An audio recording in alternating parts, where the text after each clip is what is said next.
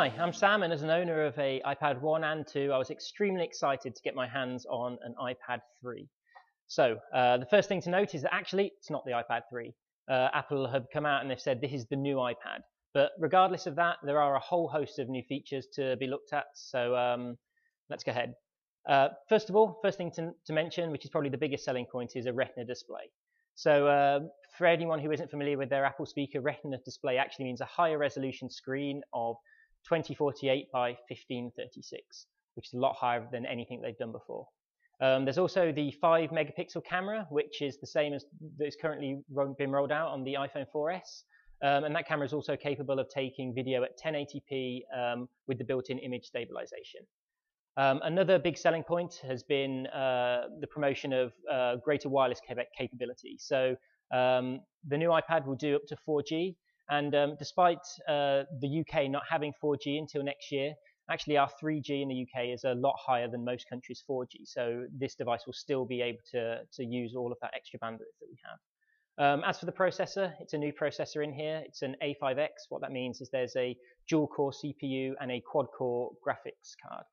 And aside from the hardware, there is voice dictation, which means that when you're on the go, you can be hands-free when making notes or writing emails. So the burning question on everyone's lips is what's different from the iPad 2? So if we just open it up, we can see, to start with, there is not that much looking at it. So from this angle, the size is the same, both height and width. What you will notice actually when you have it in your own hands and from this angle is that there's a bit of extra thickness. So there's 6 extra millimeters here to make account for all of the extra hardware that's in there. Also, with that extra 6 millimeters, there is a bit of extra heaviness. So we're talking about 51 grams extra for the Wi-Fi version, and then another 10 grams on top of that if you're using the 4G version. So also the different models that are available, as with the iPad 2, it was available in the 16, the 32 and the 64 gigabit version.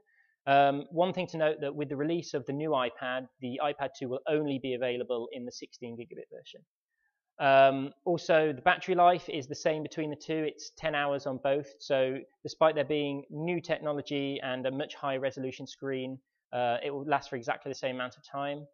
And the price will be the same as the iPad 2 was when it first was released, at $399 for a 16 gigabit Wi-Fi. And with that, the iPad 2 will be reduced to $329 for the same.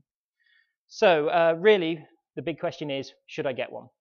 So as you can see, we just turn it on here and go through. Let's have a look at something that will use graphics. So if we have a look at the maps, instantly you can see that there is a higher resolution here, and it's very noticeable when using any kind of graphical app, whether you're looking at photos, whether you're looking at videos, whether you're using some kind of creative tool. Also with that as well, the camera is a lot better. If you're used to having the grainy pictures that you were taking with the iPad 2, you'll notice a huge increase when using this as well. So 2 big improvements there. On the downside, obviously, it's a bit more expensive than the iPad 2 if you were to buy an iPad 2 now. But, I mean, really, when it comes down to it, it all depends on what you're going to use the iPad for. If you're heavily into using graphical applications, if you're going to be using it for watching a lot of video or even creating video, then perhaps it is worth the extra £70 to upgrade. Perhaps if you're using it as in a more casual way, if you're just using it for browsing, perhaps you'd maybe worth reconsidering whether it's worth going straight for this or paying a bit less for an iPad 2 or keeping an existing iPad. It's also worth noting that there are other competitors out there if perhaps you want to look something a bit different from an iPad. So the BlackBerry Playbook, the Galaxy Tab, the Asus ePad Transformer are all other options for you. But all in all, it will probably come down to what you want to use it for. So again, if you want to use it for your for high use graphical apps, then I'd say go ahead, spend the extra money, you'll get the use out of it. If not, then you're probably worth sticking with your iPad 2 or with your iPad 1, and perhaps coming back and looking at the next iPad when Apple release another one. At which point, come back to Kelku, we will have another video up and we'll tell you all the great things and all the cons and pros of the new iPad 2.